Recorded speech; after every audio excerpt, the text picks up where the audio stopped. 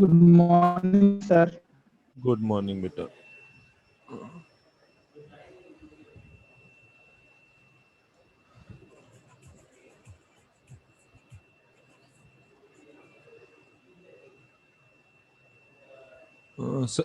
सभी को voice clear है और स्क्रीन विजिबल है? Yes sir.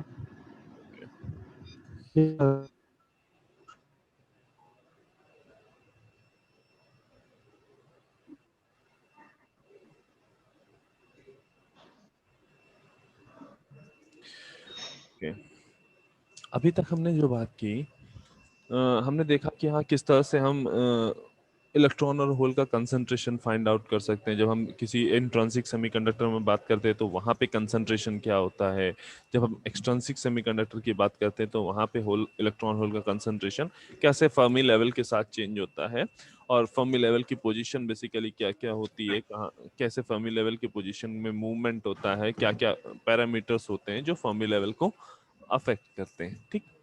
तो ये सारी चीजें बेसिकली जो हम फाइंड आउट कर रहे थे, चाहे वो इलेक्ट्रॉन का कंसंट्रेशन हो कंडक्शन बैंड में या होल का कंसंट्रेशन हो वैलेंस बैंड में, ये बेसिकली हम फाइंड आउट कर रहे थे ताकि हम आगे जाके ये देख सकें कि जब हम किसी सेमीकंडक्टर में अगर हम कोई सप्लाई वोल्टेज देंगे तो उस वोल्टेज के करस्पॉन्डिंग जो हमारी करंट जनरेट होगी वो कितनी जनरेट होगी और किन किन फैक्टर्स पे वो डिपेंडेंट होगी। तो ये सारी चीजें पता करने के लिए हमने यहाँ से स्टार्ट किया था कि पहले हम ये तो पता कर लें कि कितने जो हमारे करंट जो जनरेट करने वाले जो चार्ज कैरियर हैं वो बेसिकली उनका जो कंसंट्रेशन है वो किन किन पैरामीटर्स पे डिपेंड कर रहा है। तो हमने फाइंड आउट कर लिया कि जो चार्ज कैरियर हैं वो किन किन पैरामीटर्स पे डिपेंड कर रहे हैं। नेक्स्ट जो हमें देखना है वो ये कि ये चार्ज कैरियर जब मूव करेंगे, ठीक है, या ये चार्ज कैरियर की वजह से जब करंट जनरेट होगी तो वो करंट जनरेशन किस तरह से होगा और वो करंट जनरेशन किन किन फैक्टर्स पे डिपेंडेंट होगा। तो ये सारी चीजें हमें नेक्स्ट पार्ट में देखनी है। नेक्स्ट पार्ट हमारा क्या है? Career transport. मीनिंग अभी तक हमने ये फाइंड आउट किया कि हमारे पास करियर का जो कंसंट्रेशन था, जो ये चार्ज कैरियर थे उनका कंसंट्रेशन था वो कितना कितना था। ठीक। अब हम देखेंगे कि वो जो चार्ज कैरियर हैं उनका जो मूवमेंट है वो सेमीकंडक्टर में किस तरह से होगा, किस तरह से वो करंट जनरेट करेंगे, क्या क्या इक्वेशंस होंगी करंट की, कैसे हम करंट फाइंड आउट कर सकते हैं, किन किन पैरामीटर पे ये करंट डिपेंडेंट होगी। तो वो सारी चीजें हम करियर ट्रांसपोर्ट में देखेंगे। मीनिंग इन जनरल अगर बोलेंगे तो करियर ट्रांसपोर्ट मीनिंग कि हमारा इलेक्ट्रॉन और होल का जो मूवमेंट हो रहा है उसकी हम बेसिकली स्टडी करने की बात कर रहे हैं। राइट। तो फर्स्ट थिंग तो हमें एक चीज याद रखनी है कि जो अभी इलेक्ट्रॉन और होल का जो मूवमेंट होगा, ठीक है, वो दो फिनोमिना की वजह से होगा। जो हमारा इलेक्ट्रॉन और होल का दो मूवमेंट होगा उसके दो फिनोमिना होंगे, एक ड्रिफ्ट एंड दूसरा डिफ्यूजन। फर्स्ट तुम्हारा क्या है? ड्रिफ्ट, और दूसरा क्या है? डिफ्यूजन। ठीक। जब हमारा इलेक्ट्रॉन और होल इलेक्ट्रॉन और होल का नेट मूवमेंट होगा, यहाँ पे हम नेट मूवमेंट की बात क्यों कर रहे हैं? देखो, जब क्रिस्टल में एक इंडिविजुअल इलेक्ट्रॉन मूव कर रहा होगा तो वो इंडिविजुअल इलेक्ट्रॉन बेसिकली एक रैंडम मोशन कर रहा होगा। मीनिंग ऐसा नहीं है कि वो स्ट्रेट लाइन में मोशन मूव कर रहा होगा, उसका एक रैंडम मोशन होगा। ठीक है। मीनिंग पहले वो यहाँ से यहाँ गया, देन यहाँ गया, फिर ऐसे, फिर ऐसे, देन यहाँ, फिर यहाँ, ऐसे, मतलब उसका एक रैंडम मोशन चल रहा है। ठीक है। हम यहाँ नेट मूवमेंट की जब बात कर रहे हैं तो हम एक ग्रुप ऑफ इलेक्ट्रॉन या ग्रुप ऑफ होल की बात कर रहे हैं कि उस पूरे ग्रुप ऑफ इलेक्ट्रॉन ने कितना नेट मूवमेंट किया है। मे बी पॉसिबल कि जो एक पर्टिकुलर टाइम इंटरवल या एक पर्टिकुलर लेंथ में जब देखोगे या पर्टिकुलर एरिया में जब देखोगे तो हो सकता है एक इंडिविजुअल इलेक्ट्रॉन का मूवमेंट कुछ इस तरह से हो रहा हो। ये ऐसे गया, फिर ये गया, फिर ये जाके ऐसे वापस आ गया। मीनिंग ये मूवमेंट उसका हुआ। ठीक है। मीनिंग अगर उसका यहाँ पे मूवमेंट देखो, इलेक्ट्रॉन का मूवमेंट देखो तो इंडिविजुअल इलेक्ट्रॉन का मूवमेंट जीरो है। बट जब हम नेट मूवमेंट की बात कर रहे होते हैं, ठीक है, तो नेट मूवमेंट हम मान के चलते चलते हैं कि नेट मूवमेंट हमारा जो होगा वो लीनियर होगा, मीनिंग एक स्ट्रेट लाइन में हम अज्यूम करके चलते हैं, ठीक है। इंडिविजुअल इलेक्ट्रॉन को जब देख रहे होगे तो उनका मोशन कैसे होगा, रैंडम मोशन होगा। इंडिविजुअल इलेक्ट्रॉन की जब आप बात करोगे तो एक इलेक्ट्रॉन की अगर आप बात कर रहे हैं तो वन इलेक्ट्रॉन कैसे मोशन कर रहा होगा, रैंडम मोशन उनका होगा, ठीक है। और जब आप नेट इलेक्ट्रॉन की बात करोगे, ग्रुप ऑफ इलेक्ट्रॉन की बात कर रहे होगे, तो वहां पे आपको एक लीनियर मूवमेंट दिखेगा, ठीक है। अब जब हम बात कर रहे होंगे ग्रुप ऑफ इलेक्ट्रॉन की, दैट मीन्स ये सारी कैलकुलेशंस जो होंगी ये कहीं ना कहीं स्टैटिकल पैरामीटर्स पे होंगी, मीनिंग जब हम कई सारे पैरामीटर्स, जब इलेक्ट्रॉन के मोशन की स्टडी कर रहे होंगे तो हम कई सारे स्टैटिकल पैरामीटर्स यूज कर रहे होंगे, लाइक प्रोबेबिलिटी यूज कर रहे होंगे, ठीक है, एवरेज यूज कर रहे होंगे। तो इस तरीके से जो भी स्टैटिकल चीजें होंगी उन उनके मीडियन से हम फाइंड आउट करेंगे इसका मूवमेंट क्या है, इसकी वेलोसिटी कैसे डिफाइंड हो रही है, ये सारी चीजें हम बात करेंगे, ठीक है। अच्छा, तो फर्स्ट फिनोमिना हमने हमने तुमसे कहा कि दो तरह के फिनोमिना, एक तुम्हारा ड्रिफ्ट और दूसरा डिफ्यूजन, ठीक है। तो फर्स्ट थिंग तुम्हारा जो ड्रिफ्ट है वो बेसिकली क्या है, जब तुमने सेमीकंडक्टर को कोई एक्सटर्नल फोर्स दिया, कोई एक्सटर्नल फोर्स दिया, एक्सटर्नल फोर्स दिया मीनिंग क्या है कि यहाँ पे तुमने कुछ एक्सटर्नल एनर्जी दी होगी, यहाँ पे तुमने क्या किया होगा, एक्सटर्नल एनर्जी प्रोवाइड की होगी। ड्रिफ्ट वो प्रोसीजर है जहाँ पे इलेक्ट्रॉन के मूवमेंट के लिए आप एक्सटर्नली एक एनर्जी प्रोवाइड करते हो। जब आप बाहर से कोई एनर्जी प्रोवाइड करोगे तो तब जो इलेक्ट्रॉन का मूवमेंट होगा उस मूवमेंट को हमने क्या बोला है, ड्रिफ्ट बोला है। एंड सेकेंड जो तुम्हारा फिनोमेना है वो क्या है, डिफ्यूजन है, ठीक है। डिफ्यूजन वो फिनोमेना है जहां पे हमने कोई एक्सटर्नल एनर्जी नहीं दी है, यहाँ पे कोई एक्सटर्नल एनर्जी नहीं दी जा रही है। हाँ, इस यहाँ पे हो क्या रहा है कि कंसंट्रेशन में, मतलब इस तरह से देखें कि अगर ये मेरा एक सेमीकंडक्टर बार है, ये मेरा एक सेमीकंडक्टर बार का टू डायमेंशनल है, डायमेंशन हमने उसका डायग्राम बना रखा है। यहाँ पे 5 इलेक्ट्रॉन्स हैं, यहाँ पे 10 इलेक्ट्रॉन है और यहाँ पे 100 इलेक्ट्रॉन है, ठीक है। मीनिंग हमने क्या कहा, यहाँ पे जो कंसंट्रेशन ऑफ इलेक्ट्रॉन है सेमीकंडक्टर बार में, वो एरिया टू एरिया चेंज हो रहा है। जैसे जैसे आप इधर आगे बढ़ रहे हो आपका जो कंसंट्रेशन ऑफ इलेक्ट्रॉन है वो इंक्रीज हो रहा है, ठीक है। जब इस तरह का आपको कंसंट्रेशन ग्रेडियंट मिल रहा है, मीनिंग चेंज इन कंसंट्रेशन मिल रहा है प्लेस टू प्लेस, तुम्हारा जो कंसंट्रेशन ऑफ करियर है वो वेरी कर रहा है, तो उस केस में तुम्हारा डिफ्यूजन होगा। और डिफ्यूजन क्या है, जब हाई कंसंट्रेशन से लो कंसंट्रेशन की तरफ इलेक्ट्रॉन का मूवमेंट होता है, तो उस मूवमेंट की वजह से जो करंट जनरेट हो रही है उसको हम क्या बोलेंगे, डिफ्यूजन, मतलब वो जो मूवमेंट है उस मूवमेंट को हमने क्या बोला हुआ है, डिफ्यूजन प्रोसेस बोला है। और उस मूवमेंट से जो करंट जनरेट होगी उसको हम आगे बोलेंगे अभी डिफ्यूजन करंट, ठीक है। तो इसको एक इन जनरल एग्जांपल से देखते हैं कि लाइक कोई एक परफ्यूम की बॉटल लो, ठीक है। अब परफ्यूम की बॉटल को अगर आप रूम के एक साइड पे ओपन करो तो हो क्या रहा है कि जो तुम्हारी बॉटल है, बॉटल के अंदर का जो एरिया है वहां पे वो जो परफ्यूम का कंसंट्रेशन है वो काफी हाई है। जबकि अब अगर आप होल रूम की बात करोगे, पूरे रूम में देखोगे तो वहां पे जो तुम्हारे परफ्यूम का कंसंट्रेशन है वो काफी लो है।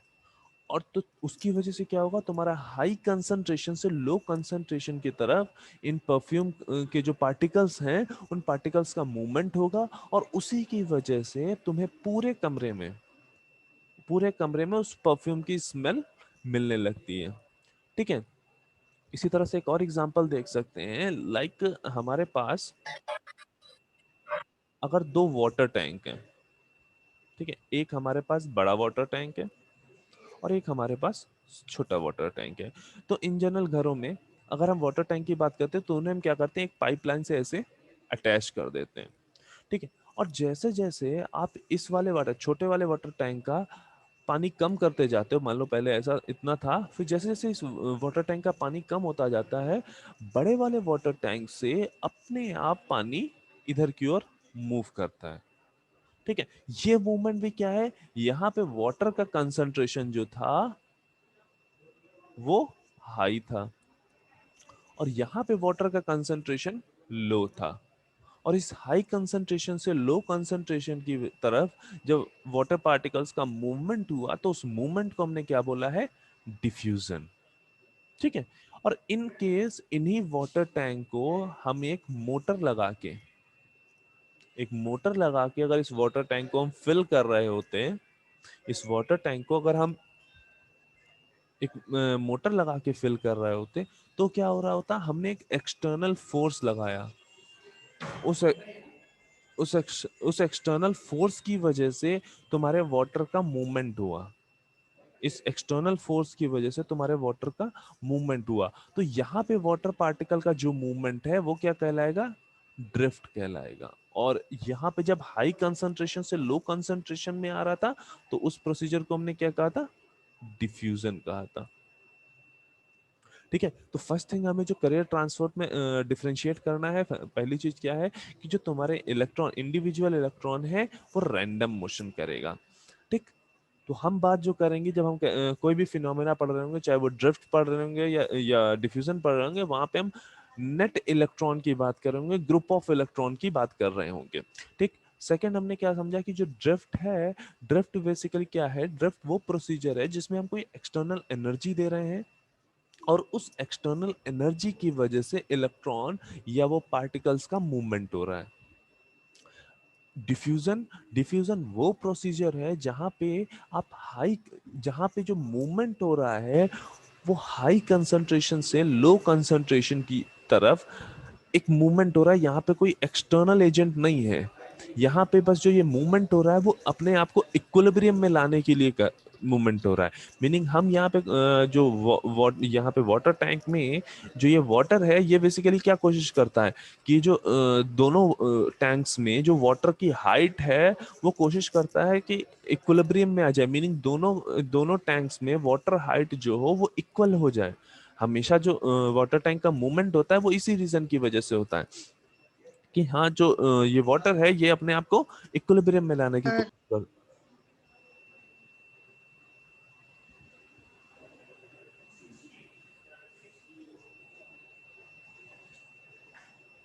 और इसी तरीके से जब तुम्हारा जब सेमीकंडक्टर की बात करोगे तो सेमीकंडक्टर के केस में क्या होगा कि तुम्हारा जब देखो अगर जब हमने कहा कि इलेक्ट्रॉन का कंसंट्रेशन यहाँ पे हमने ज्यादा रखा हुआ है और यहाँ पे इलेक्ट्रॉन का कंसंट्रेशन हमने कम रखा हुआ है, ठीक है। और उस इस कंसंट्रेशन चेंज की वजह से high concentration and low concentration की वजह से तुम्हारा क्या हुआ, इलेक्ट्रॉन का मूवमेंट होना स्टार्ट हुआ, इलेक्ट्रॉन इधर मूव करना स्टार्ट हुआ। तो ये प्रोसीजर क्या कहलाएगा, डिफ्यूजन। फ्यूजन।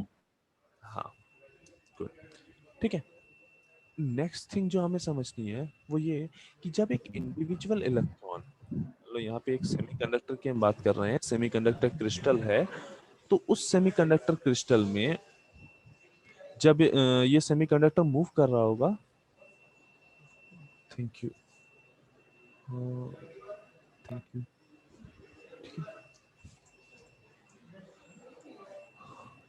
हाँ। जब ये सेमीकंडक्टर में तुम्हारा यहाँ पे जब ये सेमीकंडक्टर क्रिस्टल की हम बात कर रहे होंगे तो इस क्रिस्टल में बेसिकली हो क्या रहा है, इस क्रिस्टल में तुम्हें तुम्हें क्या मान लो एन टाइप का ये सेमीकंडक्टर है, ठीक है। जब ये एन टाइप का सेमीकंडक्टर है तो यहाँ पे आपको डोनर आयन भी मिलेंगे जो मूव नहीं कर सकते, ठीक है। यहाँ पे आपको डोनर आयन मिलेंगे जो मूव नहीं कर सकते। कुछ इम्प्योरिटी डिफेक्ट भी होंगे, मीनिंग हो सकता है कि आप जब सेमीकंडक्टर एन टाइप सेमीकंडक्टर बना रहे हो तो कुछ एक्सटर्नल इम्प्योरिटीज भी ऐड हो गई हो जो आप नहीं चाहते थे, but unnecessary due to different effect, ठीक है, जब आप ऐड कर रहे थे, आप ऐड तो कर रहे थे फॉस्फोरस, मे बी पॉसिबल आसपास में कहीं पे कोई मेटल पड़ा था या कुछ भी था, वो इम्प्योरिटी आके ऐड हो गई, तो वो इम्प्योरिटी डिफेक्ट कहलाते हैं, तो वो इम्प्योरिटी डिफेक्ट भी होंगे। ठीक है, यहाँ पे तुम्हारा जो जब आप लैटिस स्ट्रक्चर की बात कर रहे थे तो आपने देखा था कि हाँ ऐसे क्यूब क्यूब देखा था, उसमें ऐसे तुम्हारे एटम्स थे। ठीक है, एटम्स में इलेक्ट्रॉन तो मूव कर रहा है, बट उसका न्यूक्लियस और बाकी जो चीजें हैं वो तो कहीं ना कहीं अपनी जगह पे इमोबाइल है। तो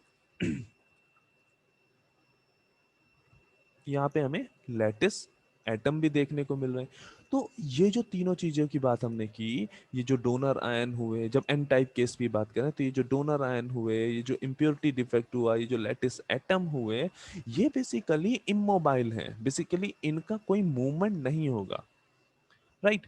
अब जब ये मूव नहीं करेंगे तो यहाँ पे अगर इलेक्ट्रॉन, अकेला इलेक्ट्रॉन मूव कर रहा है, तो इलेक्ट्रॉन के केस में सिचुएशन कुछ इस तरह से है कि इलेक्ट्रॉन ये ऐसे आया, यहाँ पे उसको एक हर्डल मिला, हो सकता है डोनर आयन था, वो इससे ऐसे टकराएगा, इधर कहीं चला गया। फिर यहाँ पे लैटिस एटम रखा हुआ था, उससे टकरा गया, इधर चला गया।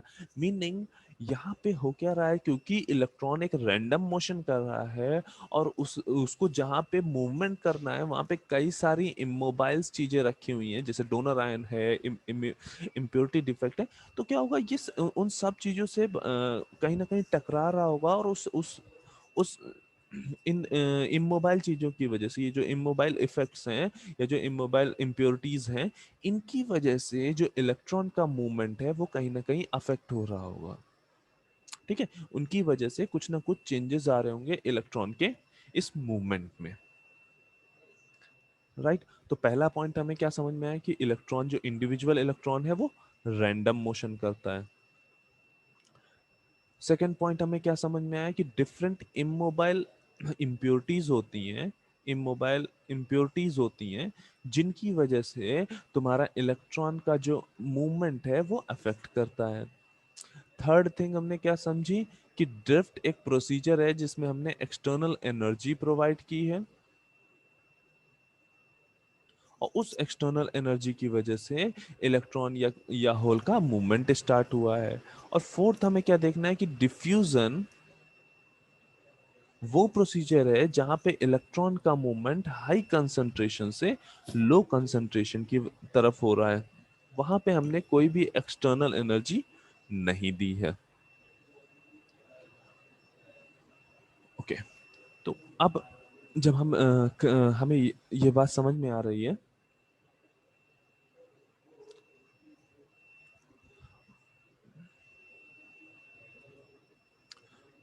ठीक, तो अब हमें क्या देखना है कि जब अगर हम ड्रिफ्ट की बात कर रहे हैं, ठीक है, पहले हम ड्रिफ्ट को देखेंगे, देन हम अपना डिफ्यूजन को देखेंगे कि बेसिकली डिफ्यूजन क्या है, उसमें उससे जो करंट जनरेट होती है वो किन किन पैरामीटर्स में पे डिपेंडेंट होगी। तो जब हम बात ड्रिफ्ट की कर रहे हैं,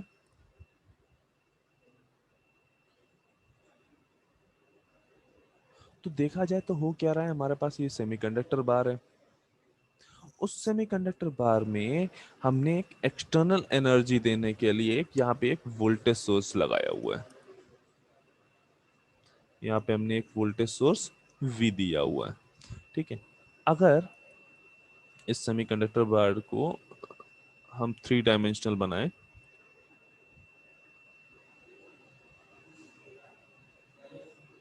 ठीक, तो कुछ इस तरीके से हमें यहाँ पे सेमीकंडक्टर बार दिख रहा है। ठीक है, अब अगर हमने इसमें एक एक्सटर्नल वोल्टेज V दिया है, सेमीकंडक्टर की लेंथ ये L है। ओके, अब देखो इलेक्ट्रॉन का जो मूवमेंट होगा वो इस डायरेक्शन में ऐसे होगा। ठीक है, अभी कैसे डायरेक्शन पे डिपेंड है, इलेक्ट्रॉन या होल का जो मूवमेंट होगा वो ऐसे हॉरिजॉन्टली हो रहा होगा, राइट। बस हम ये बात करें, अभी अभी इस पे नहीं जाना है कि हाँ बैटरी का पॉजिटिव इधर है तो इलेक्ट्रॉन ऐसे कैसे जा रहा है, ये सब बातें बात की। ठीक है, अभी केवल हमें ये देखना कि जो इलेक्ट्रॉन का मोशन हो रहा होगा ये हॉरिजॉन्टल हो रहा होगा। ठीक है, मीनिंग यहाँ से आता होगा, ऐसे जाता होगा। तो ये जो पार्ट है, ये वाला जो सेमीकंडक्टर का ये वाला फेस जो है और ये वाला फेस जो है, इनको हम बेसिकली क्या बोल रहे हैं, क्रॉस सेक्शन बोल रहे हैं। जब भी न्यूमेरिकल में हमें क्रॉस सेक्शन एरिया गिवन होगा तो हमें क्या समझना है कि ये जो क्रॉस सेक्शन है वो ये वाला फेस है। ठीक है, जब भी क्रॉस सेक्शन एरिया की बात होगी मीनिंग क्रॉस सेक्शन ये वाला है। ठीक, अब अगर यहाँ पे एल लेंथ में ये वी वोल्टेज दिया है तो यहाँ पे जो इलेक्ट्रिक फील्ड जनरेट हुई होगी वी बाय एल, और इस इलेक्ट्रिक फील्ड की वजह से ही तुम्हारा जो इलेक्ट्रॉन और होल का मूवमेंट है, नेट मूवमेंट है, वो स्टार्ट हुआ होगा। राइट, तो अगर हमने कहा कि जो इलेक्ट्रॉन जो मूव कर रहा है, इस इलेक्ट्रॉन की वेलोसिटी जो है वी एक्स है कुछ। ठीक है, इस इलेक्ट्रॉन की जो वेलोसिटी है वो वी एक्स है, और ऐसे ही कई सारे इलेक्ट्रॉन्स हैं। ठीक है, अब उनकी जो टोटल, अगर हम सारे इलेक्ट्रॉन की जब ग्रुप की बात करेंगे तो हम बात करेंगे एवरेज वेलोसिटी की। तो हम ये कह रहे हैं कि अगर average velocity of group of electron, अगर वो जो ग्रुप ऑफ इलेक्ट्रॉन था उसकी जो एवरेज वेलोसिटी है उसको हमने कैसे डिनोट कर लिया, वी एक्स को ये ऐसे एंगुलर बॉक्स में। ठीक है, तो इस एंगुलर जो ये एवरेज वेलोसिटी है ग्रुप ऑफ इलेक्ट्रॉन की, इसी को हम क्या बोलते हैं, ड्रिफ्ट वेलोसिटी। क्या बोलते हैं, ड्रिफ्ट वेलोसिटी।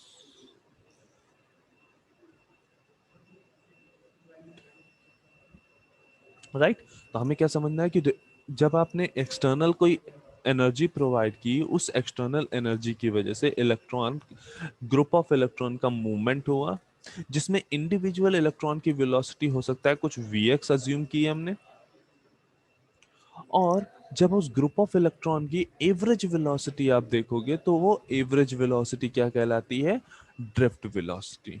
ठीक है, तो एक्सटर्नल एनर्जी देने की वजह से जो ग्रुप ऑफ इलेक्ट्रॉन की जो एवरेज वेलोसिटी आई है उसको हमने क्या बोला है, ड्रिफ्ट वेलोसिटी। राइट, तो अब इस मूवमेंट या इस ड्रिफ्ट की वजह से, इलेक्ट्रॉन का जो ये ड्रिफ्ट हो रहा होगा उसकी वजह से यहाँ पे एक करंट फ्लो होगी। ठीक है, यहाँ पे एक करंट फ्लो होगी, और उस करंट की अगर हम डेंसिटी फाइंड आउट करने की कोशिश करें,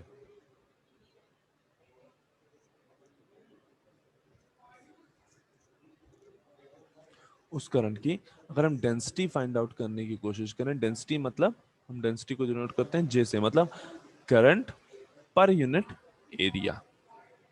अगर वो हम फाइंड आउट करने की कोशिश करें तो वो होता है चार्ज डेंसिटी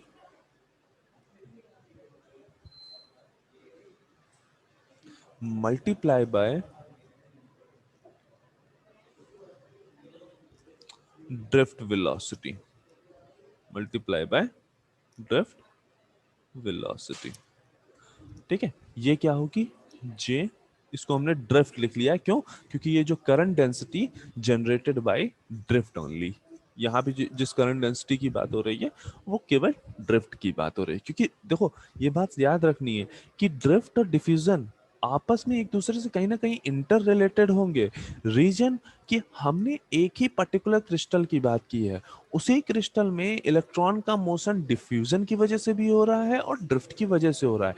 मीनिंग वहां पे जो करंट जनरेट हो रही है, जब सेमीकंडक्टर में जो करंट जनरेट हो रही है वो दोनों प्रोसीजर की वजह से हो रही है। मतलब ऑल टुगेदर अगर हम जब करंट लास्ट में देखेंगे तो वो जो टोटल करंट होगी वो उसमें एक पार्ट ड्रिफ्ट वाला भी होगा और एक पार्ट डिफ्यूजन वाला भी होगा। मीनिंग दोनों पार्ट तुम्हें वहां पे देखने को मिलेंगे। ठीक, तो यहाँ पे जो अभी हम पार्ट फाइंड आउट करने जा रहे हैं, ड्रिफ्ट करंट डेंसिटी जो फाइंड आउट करने की कोशिश कर रहे हैं, वो बेसिकली क्या है, ड्रिफ्ट वाला पार्ट है। तो हमने उसको क्या लिख लिया है, जे ड्रिफ्ट। अब इस जे ड्रिफ्ट में भी दो पार्ट आपको निकल के आएंगे। मतलब ड्रिफ्ट किसका हो रहा है, होल का भी ड्रिफ्ट हो रहा है और इलेक्ट्रॉन का भी ड्रिफ्ट हो रहा है। हमने कहा था कि जब सेमीकंडक्टर की हम बात करेंगे तो वहां पे जो मोशन हो, जो करंट का कंट्रीब्यूशन होता है वो होल्स का भी होता है और इलेक्ट्रॉन का भी होता है।